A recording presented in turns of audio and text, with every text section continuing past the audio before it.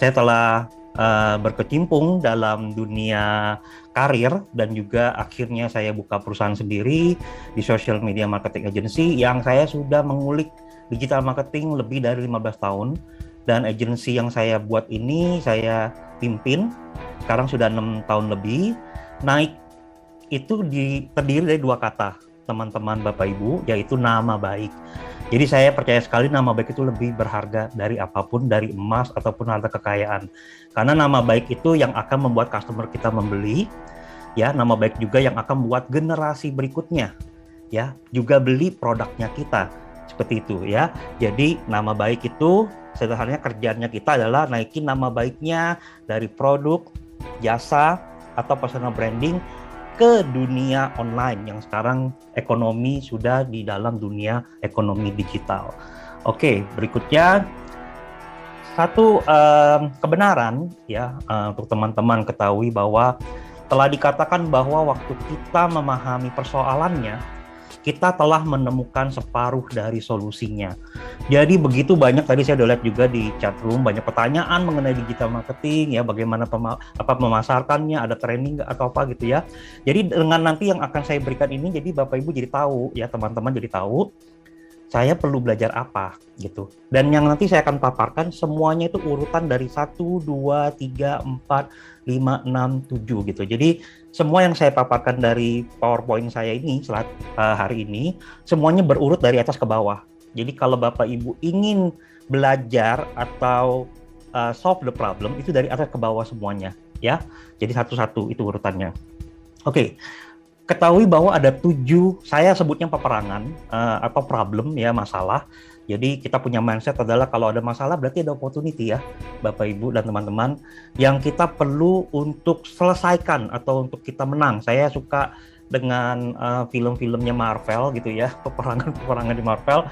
Jadi saya melihat ini kayak 7 peperangan yang ada di dunia digital marketing yang kita perlu menangkan, kita perlu unggul ya, seperti kita punya tagline dari pemerintah, kita mau jadi manusia unggul, orang Indonesia pasti bisa. Oke, yang pertama adalah masalah atau peperangan di dalam konten. Jadi kita itu perlu jago ya, jago bukan hanya bisa, tapi kita perlu jago untuk bikin konten yang kreatif. Ya nanti ada formulanya bagaimana. Oke, dan ada ide-idenya. Jadi ini nomor 1, jadi konten sekarang itu kita perlu bisa punya kemampuan, kompetensi untuk membuat konten. Yang kedua adalah visual dan copywriting. Jadi kalau tadi kata Ibu Gita ada mobil Kijang gitu ya, Toyota, tapi kalau nggak ada tulisannya keluarga, nah itu copywritingnya jadi kurang, hanya visual doang tidak bisa, harus ada dengan copywriting. Jadi ini kita berperang di dalam copywriting dan visual, dan setiap hari kita dibombardir di sosial media kita ataupun di handphone WhatsApp kita, semua orang kirim gambar dan ada teksnya. Nah itu peperangan yang terjadi, kalau kita bisa unggulin kita akan menang. Yang ketiga adalah pricing, offer atau promosi ya. Jadi setelah orang tahu kita itu, kita apa nih price list-nya, tadi balik lagi ke STP, target marketnya kita itu yang mana yang bisa belanja di rupiah yang berapa ataupun US dollar yang berapa, seperti itu ya. Yang keempat adalah brand experience. Jadi kalau mereka sudah belanja jangan ditinggalkan juga gitu. Jadi bagaimana kita melayani mereka, dan mereka sudah belanja, nanti mereka mau belanja lagi, mereka akan rekomendasikan ke teman-temannya jadi influencer customer kita. Oke? Dan yang kelima, karena Google, ya, Instagram, Facebook, dan TikTok ini beda-beda semua nih dunianya nih, tentunya algoritmanya beda-beda semua dan mereka terus berkembang ya, terus berkembang. Makanya kita perlu memahaminya, perlu menyiasatinya dan perlu unggul juga dalam algoritmanya. Dan yang keenam adalah advertising war, apalagi lagi Harbolnas ya, teman-teman. Ini iklan Harbolnas banyak banget di mana-mana, teman-teman pasti tahu ya, dari COD, dari ya Shopee dan Tokopedia, itu semuanya sedang lagi perang gitu ya. Yang kita yang masih baru-baru mau ngiklan, aduh budgetnya kecil jadi tenggelam. Ya, itu kita perlu menyiasatinya supaya kita bisa menang dan unggul dari mereka. Yang ketujuh adalah tentunya ya, kalau dari urutan ya, yang ketujuh adalah kompetensi. Jadi Sampai hari ini pun saja, teman-teman, walaupun udah 15 tahun lebih ya, saya di dunia digital marketing masih sekolah Facebook, masih sekolah Instagram, nanti saya lagi daftar sekolah TikTok gitu ya. Jadi terus terus sharpen the saw ya, kalau Seven Habits itu sharpen the saw, terus pertajam skillnya teman-teman. Tentunya kalau udah mulai dari beberapa tahun yang lalu, bedanya baru mulai sekarang. Kalau udah mulai dari yang dulu ya, berarti tambah tajam lagi, tambah tajam lagi, tambah tajam lagi. Makanya di digital marketing itu yang mulai duluan tuh yang menang. Ya, bukan yang besar mengalahkan yang kecil, tapi yang mulai duluan yang menang. Oke. Terus berikutnya adalah mengenai konten, the power of content. Bill Gates dulu berkata bahwa content is king. Sampai hari ini betul, content is king, dan namun sudah bertambah lagi nih hari ini. Hari ini content is currency, teman-teman. Jadi currency untuk apa sih? Yang pertama adalah awareness. Sorry kecepatan ya. Adalah awareness dan branding ya. Jadi konten itu bisa bikin ada awareness, ada branding ya. Yang kedua adalah untuk bangun hubungan untuk orang yang baru ataupun juga customer yang sudah belanja sama kita. Yang ketiga adalah konten itu bisa dibikin untuk datangkan traffic.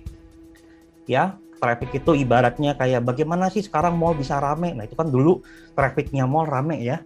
Sekarang karena pandemi ini hampir 2 tahun ini mereka sangat berat sekali mendatangkan traffic dan juga di limit ya trafficnya di dalam suatu mall. Namun kalau teman-teman punya toko online atau bisnisnya punya website, nah ini konten-konten ini yang konten yang mana untuk datangin terus ke website ataupun ke toko online-nya teman-teman di marketplace ya. Terus yang keempat adalah konten itu bisa langsung jadi transaksi ya, tentunya dengan rupiah ya, tentunya juga dengan diskon ya. Teman-teman perlu ketahui ini, camkan, ditulis boleh ya. Kalau di dunia digital marketing bukan nggak kenal nggak sayang, oke? Sekali lagi ya, kalau di dunia digital marketing bukan nggak kenal nggak sayang, tapi nggak diskon nggak sayang. Jadi kebanyakan behavior dari pembelanja di Indonesia adalah mengejar diskon dan diskon lagi dan diskon lagi.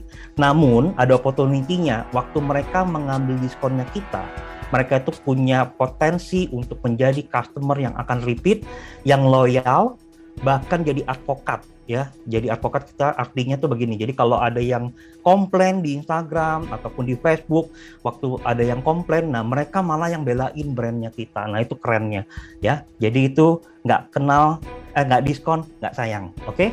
Berikutnya adalah understanding content formula. Ini penting sekali waktu teman-teman mau bikin konten. Ketahui formula ini. Yang pertama adalah help, yang saya katakan adalah evergreen ya. Jadi bikin konten-konten yang bermanfaat ya, yang didesain, yang di planning untuk memang target marketnya kita, misalkan itu ibu-ibu ya. Ini ibu-ibu nih gitu. Jadi apa yang diperlukan oleh ibu-ibu ya, itu dibikin, atau bapak-bapak yang otomotif ya. Bagaimana cara bersihin mobil atau bagaimana cara supaya hemat oli atau apa gitu ya. Jadi di sini dibikin supaya mentargetkan mereka. Jadi help pertama. Jadi banyak Instagram yang tidak melakukan ini, akhirnya apa? Selalu bilang ke saya, Pak Yunus, Instagram saya sepi gitu ya. Kalau waktu saya cek, oh tidak ada evergreen content gitu ya. Terus yang berikutnya adalah hub. Jadi ini adalah konten yang reguler juga dirilis, dibuat, dipublish ya untuk entertaining. Tapi entertainingnya itu bisa dengan film-film, dengan lagu-lagu yang lagi heboh gitu ya. Pokoknya yang lucu-lucu ataupun yang ringan gitu, karena orang Indonesia tidak suka yang serius-serius, teman-teman, Bapak Ibu ya, tidak suka yang terlalu serius gitu ya. Nah dari situ baru kita bawa lagi ya, makanya hub, tulisannya adalah di sini adalah hub. Jadi kita bawa lagi ke kita punya branding ya, kita punya branding. Jadi ini hanya untuk entertaining ya, hanya untuk berdatangin engagement, untuk orang nge-like, orang ikutan komen ya, ikut rame-rame lah. Nah yang atas adalah hero. Nah hero ini penting. Jadi kalau dari STP tadi sudah dibikinin ya, value-nya apa dari teman-teman punya produk atau bisnis, dibuatlah konten hero. Di mana di sini yang Anda bikin adalah Anda punya value ya, atau authority Jadi solusi-solusinya apa aja nih? Itu solusi-solusinya apa aja, dan ini langsung memberikan solusi kepada masyarakat bagi yang butuh. Karena yang main di sosial media itu belum tentu semuanya butuh. Mereka hanya jalan-jalan. Saya katakan mereka itu, saya sebut stranger in the dark, lagi jalan-jalan, ketemu kita. Ya, jadi ini kita perlu siapkan sedemikian rupa di konten-kontennya kita di Instagram kah, ya di Facebook kah, atau di TikTok seperti itu ya. Jadi ini konten formula. Berikutnya adalah setelah sudah bikin konten, kita juga perlu tahu nih, ya sering saya tanyakan ini kepada bisnis-bisnis bahkan yang besar-besar. Kalau teman-teman masuk ke Indomaret, teman-teman pasti tahu brandnya. Kalau saya tanyakan customer journey-nya apa, Pak? Mereka tidak bisa jawab. Ya, agak repot untuk jawabnya, ya pikirnya lama. Jadi teman-teman perlu tahu journey-nya apa secara digital. Pertama adalah kita itu create, ya tadi kan sudah bikin konten, sudah create ya, jadi kontennya sudah dibikin, setelah itu dipublish regular, ya 5 kali seminggu bagus, paling minim aja 3 kali seminggu, paling minim. Bagus juga, lebih bagus lagi 7 konten per minggu, jadi 7 hari ya per minggu. Yang ketiga adalah grow awareness. Jadi awareness-nya itu profile visitnya, reach-nya, impression-nya itu dilihat terus dan naikin terus. Yang keempat, bring traffic ini semuanya. Jadi semua yang kita bikin 1, 2, 3, 4 ini semuanya adalah untuk bawa traffic ya. Melalui apa? Di konten kita itu bisa diposting di Facebook, Instagram, LinkedIn, TikTok, Google Business, ya YouTube. Terus dibawa kemana? Dibawa kalau mereka sudah datang, misalkan kalau mereka datang sudah ke toko, ya ke toko Anda atau ke kantor Anda, ya mereka sudah interest namanya ya. Nah, waktu mereka sudah tertarik itu, mereka harus lihat, kalau di internet pasti lihatnya di landing atau Microsoft page, ya atau website ya. Tentunya ada Messenger dan WhatsApp bisnisnya, supaya orang bisa namanya lakukan conversation, ya karena orang Indonesia lebih suka diajak ngobrol dulu. Jadi kalau kita udah pasang sepatu ada harganya, masih ditanya juga, halo kakak, ya halo Min gitu kan. Udah ada harganya, sepatu ini harganya berapa, ditanya lagi harganya berapa gitu. Nah mereka tuh bukannya tidak bisa baca harganya teman-teman, ya mereka ingin melakukan namanya conversation. Dan ini memang sudah ada data dari Facebook bahwa Asia itu kebanyakan orang-orangnya suka conversation lebih dahulu, baru mereka akan transaksi. Jadi waktu mereka interest, teman-teman perlu siapkan landing page-nya itu atau marketplace-nya itu udah siap semuanya untuk menyambut orang yang sudah datang nih dari kegiatan yang tadi, dari konten itu. Oke, nah setelah itu mereka setelah tertarik, mereka perlu dong bikin decision. Jangan sudah masuk ke toko tapi pergi lagi, nih ikannya sudah datang nih, ya. Tergantung kita bisa tangkap atau enggak. Bagaimana cara tangkapnya? Kita harus siapkan price list yang baik gitu ya untuk mereka, untuk bisa langsung pesan, jadi nggak lama-lama, atau ada special offer ya, atau yang tadi yang saya bilang diskon, katalog yang sudah rapi, foto-fotonya bagus, desainnya bagus, brandingnya bagus, akhirnya mereka mau pencet beli kayak gitu. Nah harus ada clickbaitnya juga. Dan setelah itu mereka mau transaksi. Nah waktu mereka transaksi perlu dipikirkan bagaimana, apakah sederhana atau malah jadi ribet ya, ini mau transaksi susah banget sih. Nah akhirnya mereka ke toko sebelah. Nah itu yang harus dipikirkan, bekerja sama dengan platform-platform yang ada di Indonesia dengan yang lain gitu ya. Setelah itu, setelah customer order, jangan lupa akses sales service dan juga CRM, customer relationship management, yang sekarang bisa dilakukan melalui WhatsApp. Oke, berikutnya ini adalah your marketing growth hack. Oke, ini semua journey ya teman-teman yang tadi saya sebut dari atas ke bawah adalah sekali lagi journey, nggak mungkin langsung 1 bulan semua dikerjakan. Teman-teman pasti exhausted, kecapean banget. Jadi ini growth hack-nya ya. Pertama-tama adalah kita harus tahu traffic generator. Jadi yang kita lakukan semua secara online itu mendatangkan traffic yang tadi saya sudah jelaskan ya. Traffic generator itu datangnya dari mana? Online marketing ataupun kolaborasi dengan brand-brand lain yang punya Instagram, saling memberikan traffic yuk Instagram kita gitu kan, ataupun juga website, jadi tempel kita punya logo atau kita punya banner di sana dan bisa mendatangkan traffic kepada kita. Jadi itu namanya traffic generator, ini harus punya. Oke, sekali lagi ini wajib punya kalau teman-teman mau serius ya di dalam dunia digital marketing. Dan berikutnya adalah lead generator. Ya, lead generator. Jadi kita perlu nih ya lead generator. Jadi setelah mereka sudah traffic datang, jangan lupa kan ada clickbait-nya. Ya, misalkan langsung dapatkan promo 10% hari ini dengan memasukkan email. Nah, itu ada emailnya jadi lead generator. Di dalam lead generator itu kita mulai lakukan namanya list building.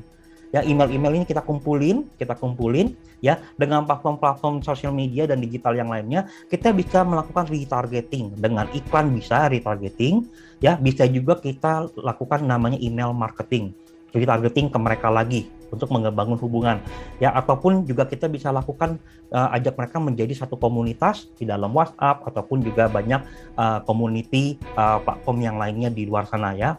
Dan berikutnya adalah referral generator. Oke, referral generator itu saya bagi dua. Yang pertama adalah your customer and your friends. Makanya penting value-nya tadi ya, dalam produknya kita. Waktu mereka dapat value-nya bagus, mereka akan kasih tahu orang-orang lain. Ya, dan juga teman-teman kita bisa jadi referral ya, mereka yang melihat kita WA status kita setiap hari nih, ngapain sih nih orang, ngapain sih jual apa, ternyata mereka juga bisa jadi customer, tapi agak lama. Kalau saya bilang kalau temen itu agak lama ya, waktu dia butuh banget baru dia akan kontak. Yang bagus adalah dari traffic, dari lead generator. Nah, yang lebih bagus lagi adalah referral generator yang kedua, yaitu di sini adalah kita punya namanya komunitas yang saling memberikan referral. Ya, referral itu mungkin di sini saya ingin katakan seperti kita punya koneksi ya, koneksi bisnis ataupun calon customer. Jadi ada orang yang endorse bisnisnya kita. Di Indonesia ada yang namanya, teman-teman bisa ketik ya di Google ya, Business Network International atau BNI. Ya, itu bisa diketik di Google, bisa cari artikel-artikelnya. Ini adalah komunitas yang saling memberikan referral ya, dan mereka setiap minggu berkumpul memberikan referral. Nah, ini bagus ya. Dan yang terakhir, growth hack-nya kita adalah personal branding. Saya udah ngajak personal branding udah lebih dari sebelum pandemi ini ya. Ini penting dan sangat penting sekali. Waktu naik kreatif tahun ketiga, saya switch cara marketingnya. Jadi tahun pertama, tahun kedua, saya memperkenalkan naik kreatif value-nya ya ke beberapa perusahaan besar di Jakarta dan sekitarnya. Saya agak kelelahan, teman-teman. Waktu tahun ketiga, saya switch, coba saya lakukan personal branding. Ya, dan setelah itu saya endorse naik kreatif. Ternyata lebih efektif jauh. Lebih efektif jauh hari ini sama ke depannya personal branding akan sangat efektif. Karena netizen mau tahu saya punya bisnis atau produk saya ini dibuat oleh siapa? Orang yang care tidak? Orang yang punya value tidak? Atau hanya jualan sekedar ya murah udah gitu setelah berapa tahun akhirnya produknya rusak. Ataupun kalau jasanya itu diberikan tidak dengan sungguh-sungguh ya, nanti akhirnya customer-nya tidak repeat order atau retention dan dia akan pergi ke toko sebelah seperti itu ya. Jadi personal branding sangat penting sekali dan teman-teman perlu tahu ya, di sini saya akan bagikan pentingnya digital branding tadi ya. Tadi ada personal branding ya. Digital branding itu apa sih ya? Digital branding itu tujuannya adalah untuk orang kenal ya, untuk orang kenal dan orang ingat ya. Contoh kasus ya, teman-teman pasti semua tahu ya dan semua pasti ingat siapa yang mengerjakan branding yang sangat baik, yaitu saya sebut aja, yaitu Indomie ya. Semuanya tahu dan semuanya ingat.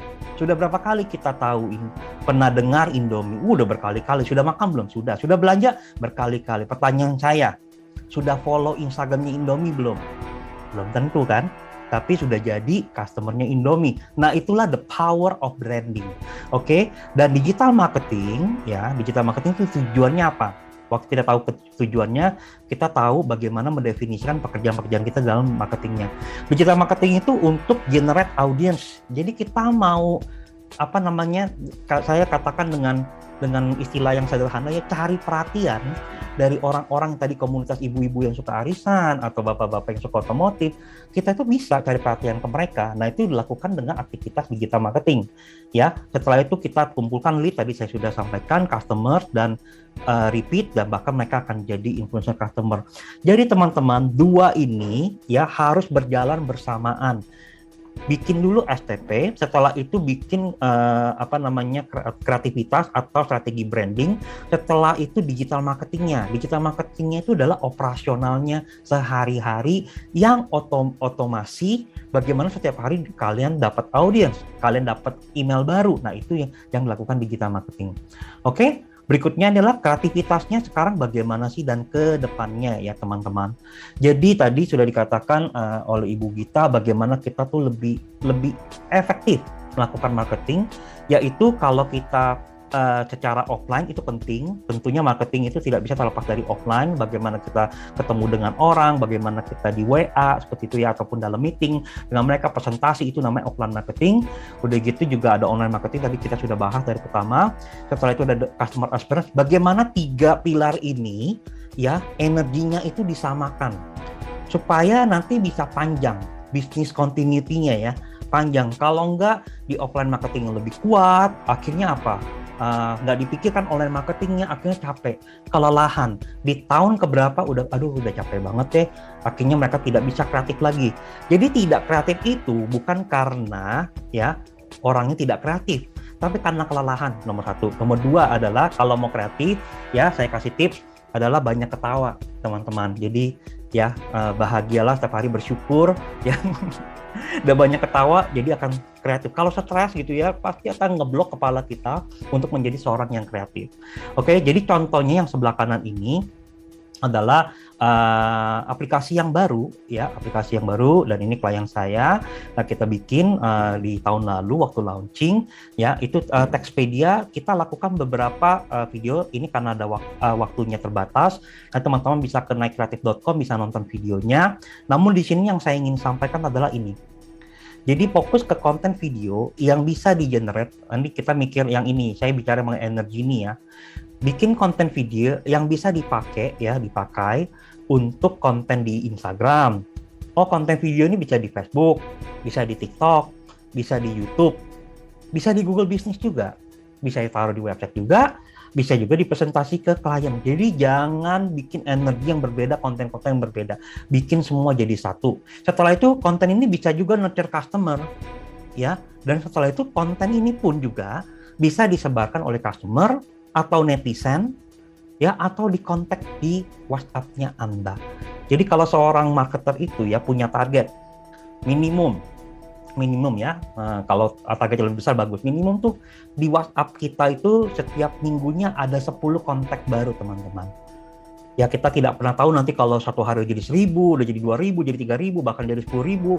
Waktu kita taruh di WA status kita, nggak taunya Anda langsung dapat orang yang mau beli. Oke, jadi seperti itu. Nanti videonya bisa ditonton ya di teman-teman di website My Creative. Ini saya sudah taruh di sana bagaimana kita bikin konten yang bisa ditaruh di YouTube ya, nanti bisa dipilah-pilah lagi, dimasukin ke TikTok, dimasukin jadi cuman 15 seconds video seperti itu. Oke, berikutnya. Nah, teman-teman kalau bingung, Pak Yunus, bagaimana sih nih caranya? Saya nggak bisa mikirin konten. Jadi ini di screenshot aja.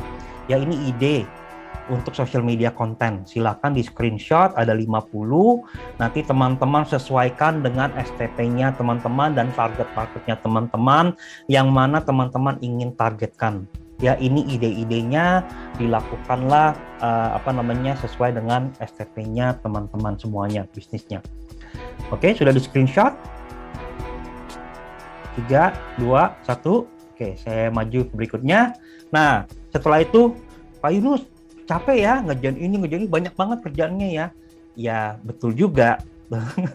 Tapi nggak juga kalau teman-teman punya namanya jalan tikusnya ya. Jadi ini adalah useful tools. Kebanyakan online marketer pakai ini. Nomor 1 adalah Canva. Jadi teman-teman, saya bukan dibayar Canva, tapi teman-teman bisa belajarlah Canva ya. Dan juga kalau untuk video itu pakai InShot ya, pakai InShot. Nah itu bagus sekali. Terus Regrant itu kalau kita mau nge-repost ya, ambil konten dari tempat lain, jangan lupa kalau ngambil konten dari Instagram lain, jangan lupa permisi dulu ya, ataupun kalau kita udah post jangan lupa dikasih mention ya, dan juga nge-tag mereka. Setelah itu kalau misalkan handphonenya iPhone pakai InstaSave ya. Kalau pakai laptop, ini yang saya sering lakukan, saya pakai laptop itu saya pakai InGrammer ya, InGrammer. Setelah itu yang paling melelahkan juga apa? Setiap hari posting, Pak Yunus, capek ya? Bener capek. Makanya pakai Facebook Creator Studio ya. Jadi itu bisa posting, bisa kita schedule. Ya, bisa kita schedule. Sekarang juga TikTok bisa di-schedule ya teman-teman. Jadi kita bisa bikin kalender bahkan sampai 1 tahun kita udah bisa bikin kontennya setiap season greeting ya kita desain, dan sudah itu kita bisa langsung schedule sampai 6 bulan ke depan atau 1 tahun. Dan kalau misalkan Pak Yunus gimana caranya supaya bisa sekali posting ada di Facebook, ya Facebook page ya, bukan Facebook akun ya, Facebook akun sama Facebook page itu beda. Bagaimana kalau bisa di Instagram, setelah itu keluar di Twitter, keluar di Google Business ya. Nah, keluar juga di LinkedIn misalkan gitu ya. Nah, itu pakai map sosial, tapi itu yang berbayar ya teman-teman. Kalau Facebook Creator Studio di Facebook sama Instagram saja itu tidak berbayar, teman-teman cari aja di Google, kalian akan dapatkan software ini, dan ini gampang sekali dipakai. Setelah itu caption yang rapi itu penting sekali. Ya, juga tagar ya, tagar itu penting sekali. Nah, jadi bagaimana kita buat caption yang rapi itu pakai FLOCKED. Jadi supaya bisa ada di bold, ada dimiringin, dan tidak perlu ada titik-titik itu supaya dia turun paragrafnya. Ya, pakai vlog. Ini bisa pakai laptop dan juga bisa pakai handphone. Nah, tips bagaimana menaikkan Instagram teman-teman. Ya, 1, pilih nama yang tepat. Jangan pakai namanya pendekar finansial, jangan. Jadilah manusia, jadilah dirimu di sana. Setelah itu lengkapi semua profilnya, jangan cuman hanya ada namanya saja dan tidak ada profilnya, positioningnya. STP bisa dimasukin loh di Instagram profil, ya. Setelah itu 3-5 IG post per hari, per minggu. Nah, itu saya udah kasih tahu ya. Maksudnya tuh 3 Instagram post per minggu. Jadi 1 hari sekali gitu ya. Jadi nggak perlu berkali-kali. Kalau ada yang bilang berkali-kali bagus, ya silakan aja. Namun kalau saya lebih milih kualitas ya. Dan saya lebih milih apa? Engage dengan audience. Ya, bukan postingannya yang banyak ditinggalin Instagramnya, tapi kita engage dengan orang-orang ya, kasih komen, kasih like, dan kita juga browsing di dalam Instagram. Karena Instagram melihat kita, kalau kita hanya posting dan ditinggalin, ditutup Instagramnya, dia tahu berapa menit kita berapa lama di Instagram setiap hari, dan itulah yang membuat Instagram Anda, teman-teman, jadi sepi. Oke, yang kelima adalah waktu ketemu dengan orang baru, tanya, follow, dan jangan lupa direct message. Halo, tadi kita ketemu di sini, gitu ya. Nah, itu nanti supaya orang tahu, oh ini dia, nanti bisa fallback. Oke, yang keenam adalah jadilah otentik, jadi normal, dan bermoral dengan pakai Instagram ya. Tadi kan ada hoax tuh saya disebut ya, apalagi berita-berita yang tidak baik gitu ya, itu jangan melakukan itu. Pahami kode etik netizen secara global. Oke, foto dengan influencer kalau nanti sudah offline atau ketemu sama influencer, jangan lupa nge-tag, jangan lupa mention. Yang ke-8 adalah 1-3 kali IG story per hari, pakai IG story hashtag atau ada polling, IG story highlight yang di bawah itu ya. Jadi kan karena IG story itu 24 jam hilang. Pakai highlightnya supaya orang waktu datang ke Instagram kita, mereka bisa melihat semua aktivitas kita. Yang ke-9 adalah pantau pemirsa, datangi IG mereka, berikan 10 likes ya. Kenapa berikan 10 like? Ini bukan angka ajaib, tapi namanya cari perhatian. Nanti mereka bilang, ini siapa sih yang nge-like-in saya gitu kan, orang happy ya. Seperti orang disenyumin, orang kan akan happy kan. Kalau orang senyum, dia akan senyum kita balik. Bahkan kita berikan like, dia akan lihat kita, oh dia berikan like, thank you juga ya dikasih like gitu kan. Nah, jadi mereka akan datang ke IG kita, dan semoga mereka kasih 10 like juga, semoga mereka akan follow. Yang terakhir adalah organik, dan juga kalau sudah siap, ya sudah rapi semuanya, baru lakukan iklan. Jangan langsung bikin IG langsung diiklanin, itu teman-teman pasti semuanya akan rugi, boncos ya. Oke, yang di take away ya, ini tipsnya saya untuk teman-teman marketer ya. Jadi untuk 1 tahun itu Januari ke Juni fokus on awareness ya, nanti ada Valentine, Chinese New Year, Ramadan, Idul Fitri ya. Itu fokus di sana gitu ya. Setelah itu juga planning Harbolnas nih mau ngapain aja gitu, karena dari Juli terus sampai Desember itu Harbolnas.